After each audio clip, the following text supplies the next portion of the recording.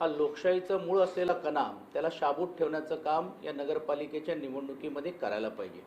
आपण म्हटलं ही गोष्ट खरी आहे की आरोप प्रत्यारोप एवढ्याच पुरतं मर्यादित नाही।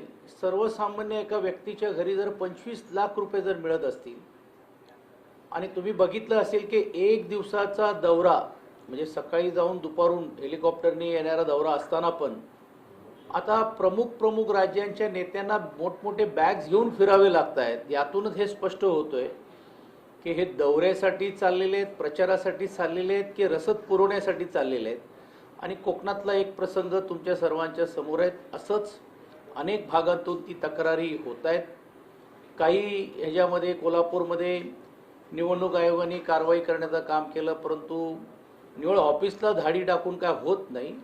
ह्याचा मूळ शोधणं गरजेचं होतं। त्यामध्ये दुर्दैवाने निवडणूक आयोग हा सपशेल अयशस्वी ठरलेला आहे। त्याला कारण असं आहे की आपण बघितलं असेल की आमदारांना स्वतः जावं लागतोय धाडी टाकायला, म्हणजे आमदारांना जाऊन पोलीस स्टेशनला बसावं लागतोय। यातूनच हे कळते की निवडणूक आयोग यावेळी जे सतर्क राहायला पाहिजे होतं ते राहिलं नाही। म्हणूनच मी सांगितलं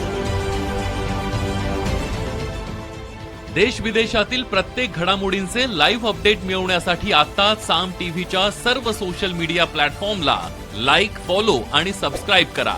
तसंच सर्व नोटिफिकेशनसाठी बेल आयकॉन प्रेस करायला विसरू नका।